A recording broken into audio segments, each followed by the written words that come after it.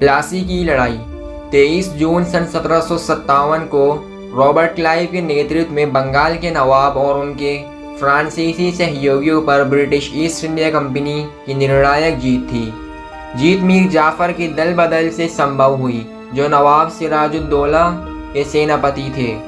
लड़ाई ने British east India company को बंगाल पर नियंत्रण करने में मदद की। अगले 100 वर्षों में उन्होंने शेष भारतीय उपमहाद्वीप बर्मा के अधिकांश हिस्सों पर नियंत्रण कर लिया। ये युद्ध हुगली नदी के तट पर प्लासी में हुआ था, जो कलकत्ता यानी आज के कोलकाता के उत्तर में लगभग 150 किलोमीटर और पश्चिम बंगाल में मुर्शिदाबाद के दक्षिण में था, जो उस समय बंगाल की राजधानी सूबा यानी अब कोलकाता में है। पश्चिम बंगाल में नादिया जिला जुझारू नवाब सिराजुद्दौला बंगाल के अंतिम स्वतंत्र नवाब और ब्रिटिश ईस्ट इंडिया कंपनी थे। उन्होंने अलीवर्दी खान उनके नाना का स्थान लिया। सिराजुद्दौला 1 साल पहले बंगाल के नवाब बन गए थे और उन्होंने अंग्रेजों को अपने किलेबंदी के विस्तार को रोकने का आदेश दिया था। रॉबर्ट क्लाइव ने नवाब की सेना के सेनापति मीर जाफर को रिश्वत दी और उन्हें बंगाल का नवाब बनाने का वादा भी किया। रॉबर्ट क्लाइव ने 1757 में प्लासी में सिराजुद्दौला को हराया और कलकत्ता पर कब्जा कर लिया। युद्ध से पहले नवाब सिराजुद्दौला और ब्लैक हॉल नरसंहार द्वारा ब्रिटिश नियंत्रित कलकत्ता पर हमला किया गया था। अंग्रेजों ने मद्रास से बंगाल में कर्नल रॉबर्ट क्लाइव और एडमिरल चार्ल्स वॉटसन के अधीन सुदृढ़ीकरण भेजा और कलकत्ता पर कब्जा कर लिया। इसके बाद क्लाइव ने चंदन नगर के फ्रांसीसी किले पर कब्जा करने की पहल की। प्लासी के युद्ध में सिराजुद्दौला और अंग्रेजों के बीच तनाव और संदेह चरम पर थे।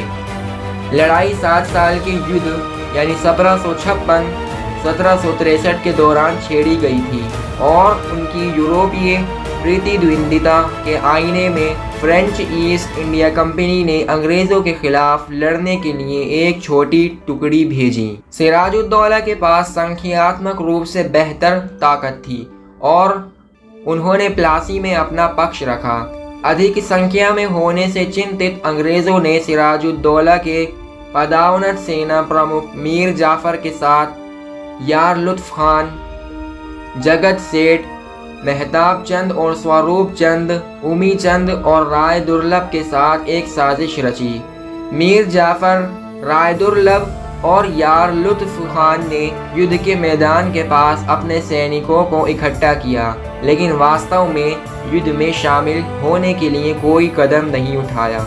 लगभग 50,000 सैनिकों, 40 तोपों और 10 युद्ध हाथियों के साथ सिराजुद्दौला की सेना को कर्नल रॉबर्ट क्लाइव के 3,000 सैनिकों द्वारा युद्ध के मैदान से सिराजुद्दौला की उड़ान और निष्क्रियता के कारण पराजित किया गया था।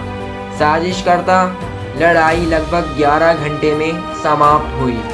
इसे औपनिवेशिक शक्तियों द्वारा भारतीय उपमहाद्वीप के नियंत्रण में निर्णायक लड़ाइयों में से एक माना जाता है। अंग्रेजों ने जब नवाब मीर जाफर पर भारी प्रभाव डाला और फलस्वरूप व्यापार से पिछले नुकसान और राजस्व के लिए महत्वपूर्ण रियायतें हासिल की। अंग्रेजों ने इस राजस्व का उपयोग अपनी सैन्य शक्ति को बढ़ाने और अन्य यूरोपीय औपनिवेशिक शक्तियों जैसे डच और फ्रेंच को दक्षिण एशिया से बाहर धकेलने के लिए किया। इस प्रकार ब्रिटिश साम्राज्य का विस्तार किया और भारत के लोगों को अपने अधीन कर लिया। 12 जून को मेजर किलपैट्रिक द्वारा रॉबर्ट क्लाइव को चंदन नगर में कलकत्ता की बाकी सेना के साथ शामिल किया गया। संयुक्त बल में 613 यूरोपीय, 171 तोप खाने वाले, 8 फील्ड पीस और 2 हॉविट्जर, 51 टॉपास, 2100 सिपाही और 150 नाविक शामिल थे। 13 जून को सेना मुर्शिदाबाद के लिए रवाना हुई। रॉबर्ट क्लाइव ने नवाब की सरकार के प्रमुख अधिकारियों के साथ 9 फरवरी की संधि के संबंध में उनकी शिकायतों का उल्लेख करने के लिए मुर्शिदाबाद में अपनी सेना को मार्च करने के इरादे की घोषणा करते हुए एक पत्र के साथ नवाब के दूतों को भेजा। भारतीय सैनिकों ने तट पर मार्च किया, जबकि यूरोपीय सैनिकों को आपूर्ति और तोपखानों के साथ 200 नावों में नदी तक ले जाया गया। 14 जून को रॉबर्ट क्लाइव ने सिराजुद्दौला को युद्ध की घोषणा भेजी। 15 जून को अंग्रेजों के साथ अपने गठबंधन के संदेह में मीर जाफर के महल पर हमले के आदेश देने के बाद सिराजुद्दौला ने मीर जाफर से युद्ध के मैदान में अंग्रेजों का साथ न देने का वादा लिया। इसके बाद उन्होंने अपनी पूरी सेना को प्लासी जाने का आदेश दिया, लेकिन सैनिकों ने तब तक शहर छोड़ने से इनकार कर दिया जब तक कि उनके वेतन का बकाया जारी नहीं किया गया। देरी के कारण सेना 21 जून तक ही प्लासी पहुंच सकी। 16 जून तक ब्रिटिश सेना 12 मील यानी 19 किलोमीटर उत्तर में पलटी पहुंच गई थी, जिसके उत्तर में रणनीतिक रूप से महत्वपूर्ण शहर और कटवा का किला था। इसमें अनाज और सैन्य आपूर्ति के बड़े भंडार थे और अजी नदी द्वारा कवर किया गया था। 17 जून को रॉबर्ट क्लाइव ने किले पर कब्जा करने के लिए 39वें फुट के मेजर कूट के तहत 200 यूरोपियों, 500 सिपाहियों, एक फील्ड पीस और एक छोटे हाविट्जर को भेजा। आधी रात को उतरने पर टुकड़ी ने शहर को सुनसान पाया। 19 जून को दिन के उजाले में मेजर कूट नदी के किनारे गए और सफ़ेद झंडा लहराया, लेकिन केवल शॉट और गवर्नर द्वारा अवज्ञा का प्रदर्शन किया गया। कूट ने अपनी एंग्लो इंडियन सेना को विभाजित कर दिया। सिपाहियों ने नदी पार की और प्राचीरों से गोलीबारी की, जबकि यूरोपियन किले से और आगे बढ़े। जब गैरिसन ने अग्रिम सैनिकों को देखा तो उन्होंने अपने पदों को छोड़ दिया और उत्तर की ओर भाग गए। सफलता की खबर सुनकर रॉबर्ट क्लाइव और बाकी सेना 19 जून की शाम तक कटवा पहुंच गई। इस मोड़ पर क्लाइव को दुविधा का सामना करना पड़ा। नवाब ने मीर जाफर के साथ समझौता कर लिया था और उसे अपनी सेना के एक तरफ तैनात कर दिया था। मीर जाफर ने रॉबर्ट क्लाइव को संदेश भेजा था, जिसमें उन्होंने उनके बीच संधि को बनाए रखने के इरादे की घोषणा की थी। रॉबर्ट क्लाइव ने अपने अधिकारियों को समस्या का उल्लेख करने का फैसला किया और 21 जून को एक युद्ध परिषद का आयोजन किया। रॉबर्ट क्लाइव ने उनके सामने ये प्रश्न रखा कि क्या वर्तमान परिस्थितियों में सेना को बिना किसी अन्य सहायता के तुरंत कोसिम बाजार द्वीप में घुस जाना चाहिए और नवाब पर हमला करना चाहिए। क्या उन्हें कटवा में अपनी स्थिति मजबूत करनी चाहिए और मराठों से सहायता के लिए भरोसा करना चाहिए, या अन्य भारतीय शक्तियां परिषद में भाग लेने वाले 20 अधिकारियों में से रॉबर्ट क्लाइव सहित 13 तत्काल कार्रवाई के खिलाफ थे, जबकि मेजर कूट सहित बाकी हाल ही सफलता और सैनिकों की उच्च आत्माओं का हवाला देते हुए इसके पक्ष में थे। परिषद टूट गई और 1 घंटे के विचार विमर्श के बाद रॉबर्ट क्लाइव ने 22 जून की सुबह सेना को भागीरथी नदी, हुगली नदी का दूसरा नाम, पार करने का आदेश दिया। 23 जून को 1 बजे वो प्लासी गांव से आगे अपने गंतव्य पर पहुंचे। उन्होंने जल्दी से पास के आम के बगीचे पर कब्जा कर लिया, जिसे लाक्षा बाग कहा जाता है, जो 800 गज यानी 730 मीटर लंबा और 300 गज यानी 270 मीटर चौड़ा था और एक खाई और मिट्टी की दीवार से घिरा हुआ था। इसकी लंबाई भागीरथी नदी के तिरछे कोण पर थी।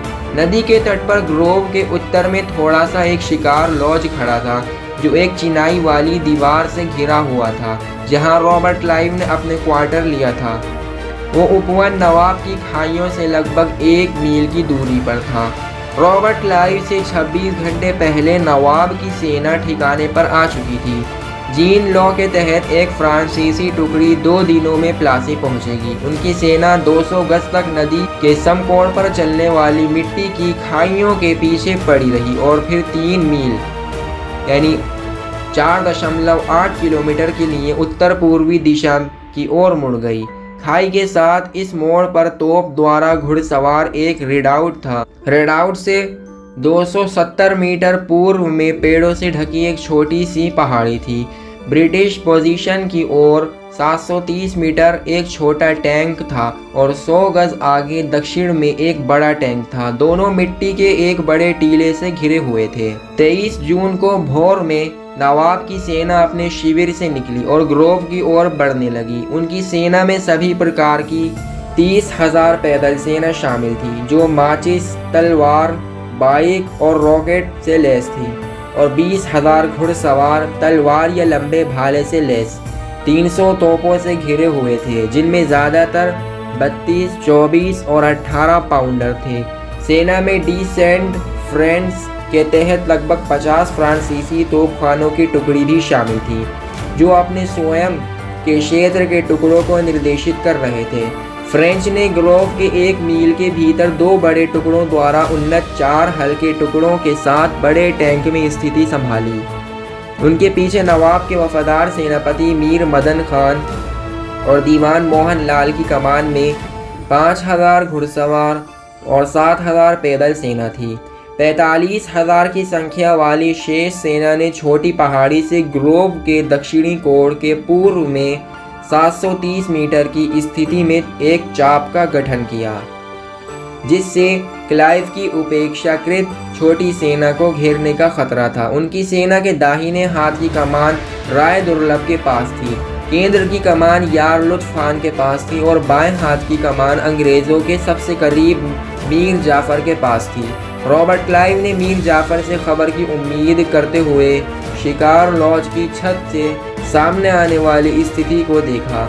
उन्होंने अपने सैनिकों को ग्रोव में आगे बढ़ने और बड़े टैंक का सामना करने का आदेश दिया। उनकी सेना में 750 यूरोपीय पैदल सेना के साथ 100 टोपास, 2100 सिपाही, नाविकों द्वारा सहायता प्राप्त 100 तोपखाना शामिल थे। तोपखाने में 8 6 पाउंडर्स और 2 हाउइट्जर शामिल थे। यूरोपीय और टोपास को 4 डिवीजनों में लाइन के केंद्र में रखा गया था। दोनों तरफ 3 6 पाउंडर्स द्वारा फ्लैंक किया गया था। सिपाहियों को बराबर डिवीजनों में दाएं और बाएं रखा गया था। रॉबर्ट क्लाइव ने फ्रांसीसी गोलाबारी का विरोध करने के लिए अपनी सेना के बाएं डिवीजन के उत्तर में 180 मीटर दूर कुछ ईंट भट्टों के पीछे 2 6 पाउंडर और 2 हाउइट्जर तोप तैनात किए। 8 बजे बड़े टैंक पर फ्रांसीसी तोपखाने ने पहली गोली चलाई, जिसमें 39वीं रेजिमेंट की ग्रेनेडियर कंपनी से एक की मौत हो गई और दूसरे को घायल कर दिया। ये एक संकेत के रूप में नवाब के बाकी तोपखाने ने भारी और निरंतर गोलाबारी शुरू कर दी। अंग्रेज़ों के उन्नत क्षेत्र के टुकड़ों ने फ्रांसीसी आग का विरोध किया, जबकि बटालियन वाले ने नवाब से बाकी तोपखाने का विरोध किया। उनके शॉट्स ने तोपखाने को स्थिर करने का काम नहीं किया, लेकिन पैदल सेना और घुड़सवार सेना के डिवीज़नों को मारा। 8:30 बजे तक अंग्रेज़ों ने 10 यूरोपीय और 20 सिपाहियों को खो दिया था।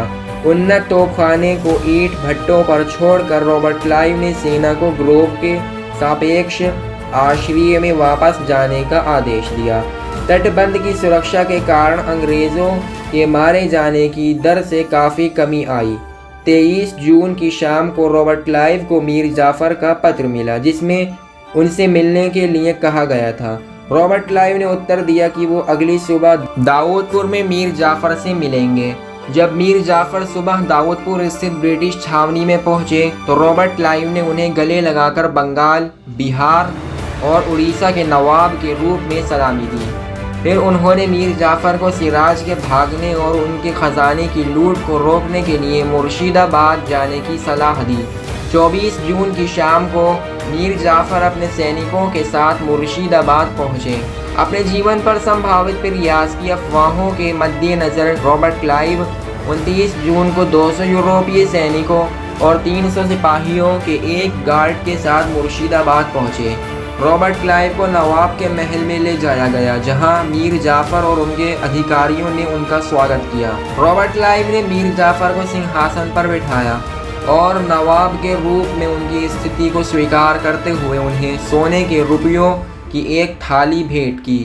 सिराजुद्दौला 23 जून की आधी रात को मुर्शिदाबाद पहुंचे थे। उन्होंने एक परिषद बुलाई, जहां कुछ ने उन्हें अंग्रेज़ों के सामने आत्मसमर्पण करने की सलाह दी। कुछ ने युद्ध जारी रखने के लिए और कुछ ने अपना उड़ान को लंबा करने के लिए कहा। 24 जून को 22 बजे सिराज ने भेष बदला और अपनी पत्नी और कीमती गहनों के साथ एक नाव पर उत्तर की ओर भाग गए। उनका इरादा जीन लॉ की सहायता से पटना भागने का था। 24 जून की आधी रात को मीर जाफर ने सिराजुद्दौला का पीछा करने के लिए कई दल भेजे। 2 जुलाई को सिराज राजमहल पहुंचे और एक सुनसान बगीचे में शरण ली, लेकिन जल्द ही एक व्यक्ति द्वारा मीर जाफर के भाई स्थानीय सैन्य गवर्नर को खोजा गया और धोखा दिया, जिसे पहले सिराजुद्दौला ने गिरफ्तार किया था और दंडित किया था। मीर जाफर की अध्यक्षता वाली एक परिषद द्वारा उनके भाग्य का फैसला नहीं किया जा सका और उन्हें मीर जाफर के बेटे मीरान को सौंप दिया गया, जिसने उस रात सिराजुद्दौला की हत्या कर दी थी।